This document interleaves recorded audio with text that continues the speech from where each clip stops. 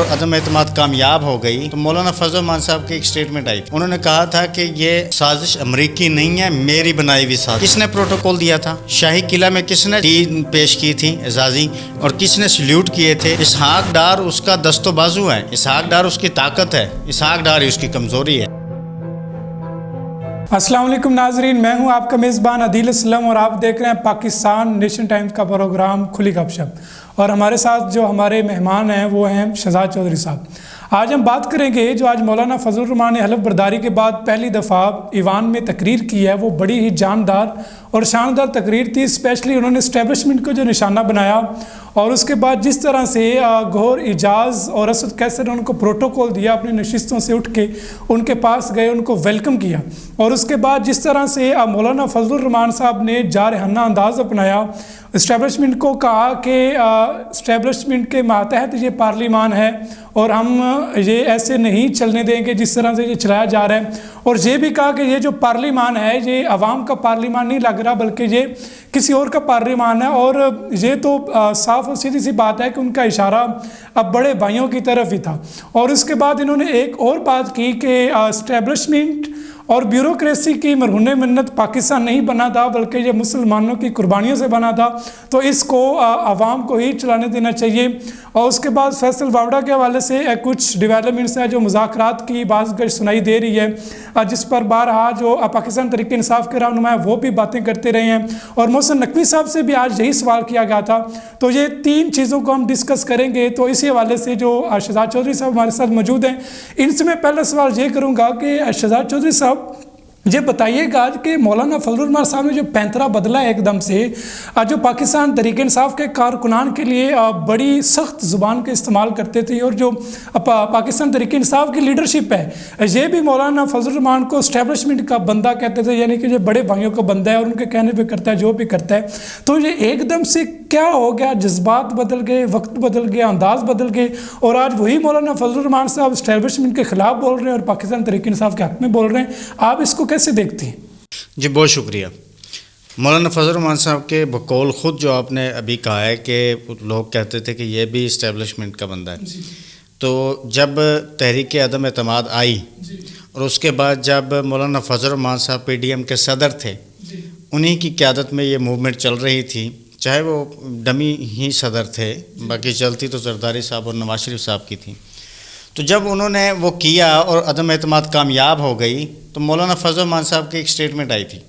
انہوں نے کہا تھا کہ یہ سازش امریکی نہیں ہے، میری بنائی ہوئی سازش ہے. یہی کہہ رہے تھے.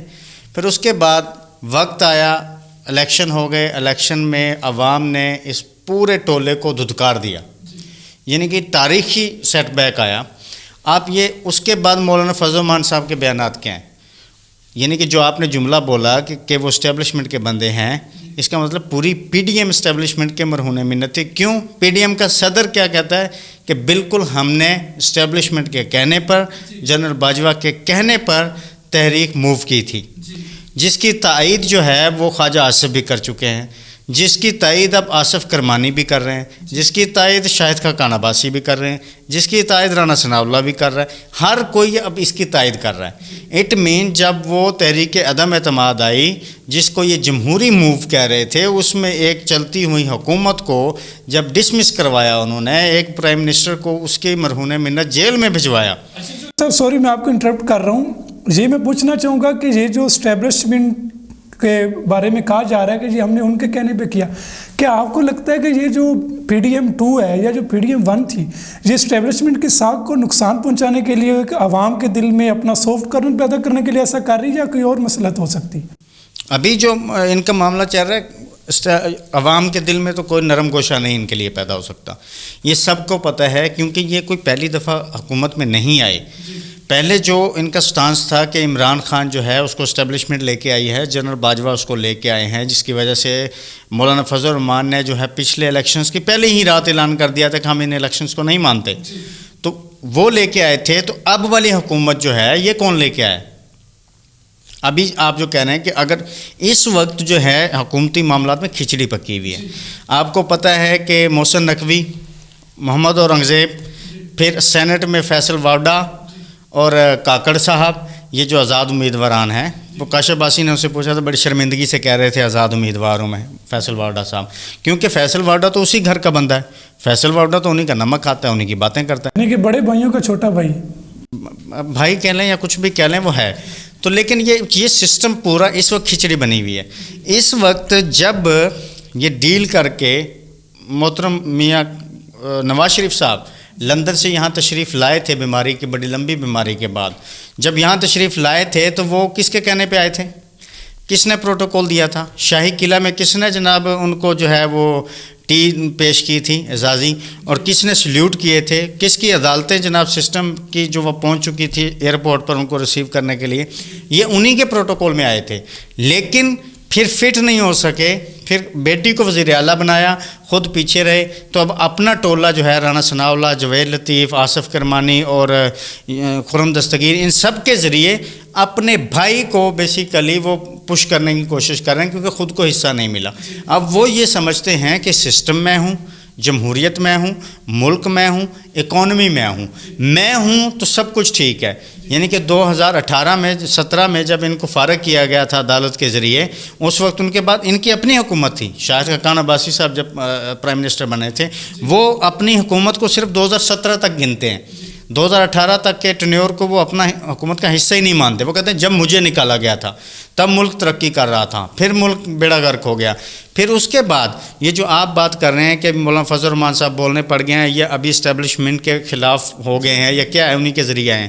بیسیکلی اسٹیبلشمنٹ کو بھی مس کلیکشن ہو گئی تھی، وہ بیسیکلی پورے اس کے نظام کو، عوامی رد عمل کو، عوامی غیظ و غضب کو جو ہے وہ کلیکٹ نہیں کر سکے تھے، مس انڈرسٹینڈ کر چکے تھے۔ مس انڈرسٹینڈنگ کا ہی نتیجہ تھا کہ وہ نالائق لوگوں کو لا کے بٹھایا۔ انہیں یہ تھا کہ شہباز شریف کیونکہ as a chief minister board ادھر بھاگ رہا ہے ادھر بھاگ رہا ہے، لانگ شوز پہن کے بڑا ایکٹیو ہوگا، بڑا کام کر دے گا، اور یہ کہا جاتا رہا کہ شہباز شریف جناب بہت کارکردگی دکھائے گا۔ شہباز سپیڈ بڑا فیمس ڈائلاگ تھا، شہباز سپیڈ سے ہی واقعی ہی ملک کی اکانومی کا بیڑا غرق ہوا، ملک آئسولیشن میں گیا، عوام نے ان کے ساتھ نفرت کا اظہار کیا، اداروں کی ساخت کو نقصان پہنچا، اپنی افواج پہ لوگوں نے جو ہے یعنی کہ اعتماد کا فقدان آیا، لوگوں کو اپنے اداروں سے بھی تھوڑے گلے شکوے شروع ہوئے۔ وہ ان نالائقوں کی وجہ سے تھا۔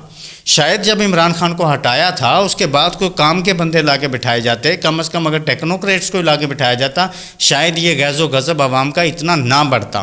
ان نالائقوں کو جن کو فرد جرم عائد ہونے والی تھی، ان کو جو مجرم تھے، ان کو جن پر کرپشن کے چارجز تھے، وہ جو تا حیات نااہل تھے، رات دن کر کے ان کو جناب جو ہے وہ جس طرح شفافیت کے سرٹیفکیٹ دیے گئے، اس کی وجہ سے غصہ عوام میں زیادہ آیا۔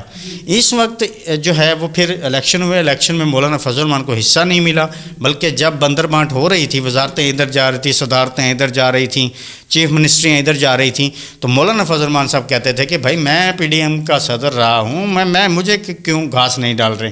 تو اس وجہ سے انہیں یہ بھی غصہ ہے کہ بھائی مجھے گھاس نہیں ڈالا۔ ٹھیک ہو گیا سر۔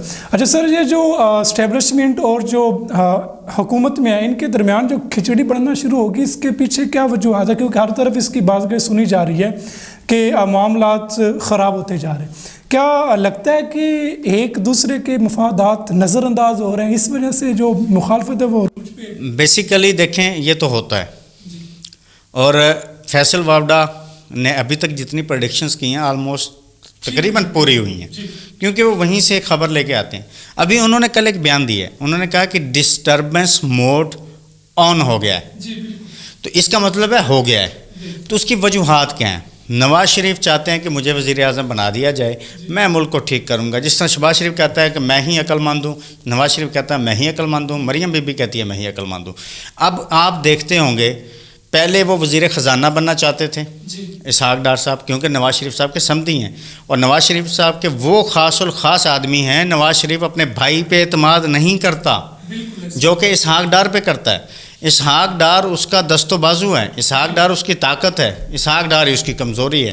جب اس کو وزیر خزانہ نہیں بننے دیا بڑے بھائیوں نے، جن کی مہربانی سے وہ تشریف لائے تھے یہاں، تو پھر انہوں نے کہا کہ نہیں جی نہیں، جس طرح بچے روتے ہیں ہمیں تو حصہ دو، مجھے تو اس پہ اعتماد. پھر اس کو فارن منسٹر بنایا گیا. فارن منسٹر بنا کے ابھی بھی جب انہوں نے دیکھا کہ نہیں معاملات نہیں چل رہے، اسٹیبلشمنٹ کے ساتھ نواز شریف جو ہے وہ ابل پڑے. نواز شریف نے اپنے غصے کا اظہار کروانا اپنے لوگوں سے شروع کروا دیا. پھر اب ان کو دال دلیا کرنے کے لیے ڈپٹی وزیر اعظم بنا دیا گیا ہے. آپ اس خاندان کا اندازہ لگائیے کہ میرا خیال ہے کہ اب ایک ایسا قانون یا نوٹیفیکیشن کے ذریعے وہ بنے. اب سینیٹر ہیں، وہ قومی اسمبلی کے تو ممبر بھی نہیں ہیں. پہلے ایک وزیر اعلیٰ بنے تھے، ڈپٹی پرائم منسٹر بنے تھے چودھری پرویز الہی صاحب، لیکن وہ MNA تھے، یہ تو سینیٹر ہیں. اب یہ اندازہ لگائیں کہ پھر یہ قانون پاس کر دینا چاہیے، شہنشاہ ڈکلیئر کر دیں نواز شریف صاحب کو. ویسے بھی وہ ہیں سپر پرائم منسٹر تو وہی ہیں. اس کے بعد وزیر اعظم ڈکلیئر کر دیں شہباز شریف صاحب کو. تو یہ یوں ہی خاندان چلاتے ہیں. اب اس وقت جو ہے سینئر وزیر اعظم نواز شریف، جونیئر وزیر اعظم شہباز شریف، ڈپٹی وزیر اعظم اسحاق ڈار صاحب، سپر وہ جو کیا آئی فون کا وہ کون سا ہوتا ہے، پرو میکس، الٹرا پرو میکس PM کون ہے؟ محسن نقوی. محسن نقوی الٹرا پرو میکس PM ہے. اس وقت حکومت میں 4-5 وزیر اعظم کام کر رہے ہیں. پھر ان کے اوپر بھی کوئی ایک وزیر اعظم ہے، بڑے بھائی، ان کا اصل وہ ہے. اب اس ڈپٹی وزیر اعظمی کی وجہ سے بیسیکلی پنڈی اور اسلام آباد میں اس وقت کلیش چل رہا ہے. یہ اس وقت واقعی ہی کھچڑی بنی ہوئی ہے. اب دیکھیے یہ کتنے دن نکالتے ہیں. نواز شریف صاحب کی تو ہمیشہ سے عادت ہے کہ آپ ان کو کھلا چھوڑ دیں، یہ اپنے پاؤں پہ بڑا سارا کلہاڑا مار کے پورے سسٹم کو ڈیریل کرنے کی طاقت رکھتے ہیں. آپ کو لگتا ہے کہ کلہاڑا لگنے جا رہے ہیں؟ چلے ایک اسی چیز سے لنکڈ ہے کہ شہباز شریف صاحب کی غیر موجودگی میں اسحاق ڈار صاحب کو نائب وزیر اعظم مقرر کرنا، اس کے بارے میں بہت زیادہ باتیں ہو رہی ہیں، آپ کیا کہیں گے؟ تو یہ میں پہلے یہی بات کر چکا ہوں، یہ جو اندرون خانہ بیسیکلی اصل میں پرابلم کیا کریٹ ہوگی. بڑے گھر والے نہیں چاہتے تھے کہ یہ وزیر خزانہ بنے، کیونکہ جتنی بار بھی یہ وزیر خزانہ بنے کو اکانومی کو تو کوئی فائدہ نہیں ہوگا. جب بڑے شوق سے، بڑی محبتوں سے، بڑی چاہت سے ان کو لندن سے وزیر اعظم کے پاکستان ایئر فورس کے طیارے میں لے کے آئے تھے، جب ڈائریکٹ ہی جناب سینٹ میں حلف دلوا دیا گیا تھا 2-2.5 سال کے بعد، جب پھر آتے ہی وزیر خزانہ بنا دیا گیا تھا کہ آتے ہی پتہ نہیں کون سی نہریں بہا دیں گے، تب نہیں کچھ کر سکے تھے. آتے ہی IMF سے پھڈے ڈال لیے. اور موصوف وزیر خارجہ ہیں، کل بھی انہوں نے ایک بیان دیا ہے، وہ کہہ رہے ہیں کہ جناب ہم گیس پائپ لائن ایران کے ساتھ جو ہے کریں گے، امریکہ سے ہمیں کوئی مسئلہ نہیں، ان کی پابندیوں کی ہمیں کوئی پرواہ نہیں ہے. وہ حالانکہ انہیں پتہ ہونا چاہیے بھائی پوچھ تو لیں گھر سے بھی یہ بات صحیح بھی کی ہے یا نہیں ہے. تو ایک بیسیکلی ذہنی مریض، نالائق ایک اکاؤنٹنٹ کو بیسیکلی ہم نے ماہر معیشت سمجھا اور اسی کے ہاتھوں بیڑا غرق کروایا. وہ ہندسوں کو ادھر ادھر جو ہیر پھیر کرنے کے ماہر ہیں اکاؤنٹنٹ، وہ ان کو آتی تھی تو ہم نے ماہر معیشت سمجھ کے. اب اصل پرابلم کہاں کریٹ ہوگی؟ اصل پرابلم یہ کریٹ ہوگی جب وہ ڈپٹی پرائم منسٹر کے نوٹیفیکیشن کے ذریعے آفس میں بیٹھیں گے. ان کی نظر کہاں ہے؟ جو اپنے آپ کو جس کا ماہر سمجھتے ہیں وزارت خزانہ پر، وہ محمد اورنگزیب کے کام میں ٹانگیں اڑائیں گے، ان کو ڈسٹرب کریں گے، ان کے معاملات میں دخل اندازی کریں گے، جو کہ کسی اور کو منظور نہیں ہوگا. وہ وزارت داخلہ میں بھی ٹانگ اڑائیں گے. ایک نقطہ اور بھی یہاں پر، جو شہباز انتظامیہ اور نواز انتظامیہ، یہ تو جو نواز لیگ ہے یہ 2 دھڑوں میں نہ بٹ جائے گی؟ یہ ان کے نائب وزیر اعظم مقرر شیخ رشید صاحب کہتے تھے نا کہ ایک شین ہے اور ایک نون ہے، بیسیکلی یہ اس کا مظاہرہ ہے. تو اب اس وقت ویسے حکومتوں میں معاملات ہوتے ہیں، جو بڑی پارٹی ہوتی ہے کسی بھی حکومت کی، اس کے اتحادی جو الائز ہوتے ہیں ان کے ساتھ پرابلمز ہوتے ہیں وزارتوں میں یا اختیارات میں. یہ پہلی دفعہ ہو رہا ہے کہ جو بڑی میجر پارٹی بنی ہوئی ہے فارم 47 کے ذریعے، اس کے اندر معاملات ختم ہو گئے ہیں، یعنی کہ پارٹی کے اندر پارٹی بن چکی ہوئی ہے. تو یہ بھی تاریخ میں پہلے، جب کسی کے مرہون منت، کسی سے منت ترلا کر کے رات کے اندھیروں میں، وہ زبیر صاحب کاشف عباسی صاحب کے پروگرام میں مان کے آئے ہیں کہ شہباز شریف صاحب رات کے اندھیروں میں گاڑی کی ڈگی میں بیٹھ کے جاتے تھے ملنے. تو اس کے نتیجے میں جب آپ وزیر اعظم بنیں گے تو یہ تو لڑائیاں ہوں گی. شکریہ سر. اچھا سر، اس کے بعد مذاکرات پر بات کریں تو جو بڑے بھائیوں کے بڑے اہم بندے جن کو بھی آپ نے الٹرا پرو میکس وزیر اعظم بھی کہا، محسن نقوی صاحب اور فیصل واوڈا صاحب، ان سے آج بات کی گئی، صحافی نے سوال کیا کہ پہلے فیصل واوڈا صاحب سے کیا کہ مذاکرات ہونے جا رہے ہیں، تو انہوں نے کہا ابھی نہیں لیکن مستقبل میں ہونے جا رہے ہیں۔ یہی سوال محسن نقوی صاحب سے کیا گیا تو انہوں نے مسکرا کے کہا کہ میں ابھی اس پر کچھ نہیں کہوں گا۔ تو اس کو آپ کیسے دیکھتے ہیں، کیا معاملہ سیٹل ہونے جا رہا ہے؟ معاملہ سیٹل تو دیکھیں بھائی، یہ تو ایک ہی شخص کے ہاتھ میں ہے۔ معاملہ سیٹل کرنے ہیں یا نہیں کرنے ایک شخص ہے پاکستان میں، یا کر سکتا ہے یا نہیں کر سکتا، اس شخص کا نام ہے عمران خان۔ کوئی کسی کے کہنے پہ وہ مذاکرات کی طرف نہیں آئے گا، کوئی کسی کے کہنے پہ وہ نہیں کرے گا، وہ اپنی شرائط رکھے گا۔ اس وقت بڑے بھائیوں کا بھی حال یہ ہے کہ پھنس گئی جان شکنجے اندر، کوئی تیان چھڑاوے، تو یہ ایشو ہے۔ اب عمران خان کے ساتھ مذاکرات کا یہ جو معاملہ کر رہے ہیں، وہ بیسیکلی نواز شریف کو اور شہباز شریف کو پریشرائز کرنے کے لیے کہ بھائی ہماری مانو، ورنہ ان کو لاگے بٹھا دیا جائے گا۔ آپ ہو فارم 47 والے، اگر آپ چپ کر کے نہیں بیٹھو گے، ہماری نہیں مانو گے، ہمارے مطابق نہیں چلو گے جو ڈیلز کر کے آئے ہوئے، تو ہم آپ کو سائڈ لائن کر کے اس کو لاگے بٹھا دیں گے۔ تو لیکن عمران خان جو ہے، یہ دیکھنا ہے کہ اگر وہ ان کی شرائط پہ بیٹھتے ہیں، بیسیکلی ہمیشہ ہوتا یہ ہے کہ دو پارٹیز ہوتی ہیں مذاکرات، جنگوں کے بعد بھی مذاکرات ہوتے ہیں بادشاہوں میں۔ دیکھنا یہ ہے کہ جیتنے والی پارٹی اور ہارنے والی پارٹی کے میں مذاکرات کی شرائط کیا طے پاتی ہیں۔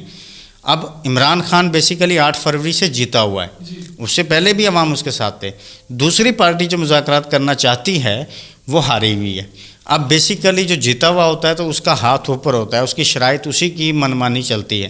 اب ان مذاکرات سے کیا رزلٹ نکلتا ہے وہ آنے والا وقت ہے۔ ٹھیک ہے، بہت بہت شکریہ ناظرین۔ دیکھیں گے آگے یہ کیا ڈیولپمنٹس ہوتی ہیں، تو جو مزید نئی پیش رفت ہوگی حاضر ہوں گے ایک نئے پروگرام کے ساتھ۔ اب تک کے لیے اتنے ہی، اپنے میزبان کو اجازت دیجیے، اللہ حافظ۔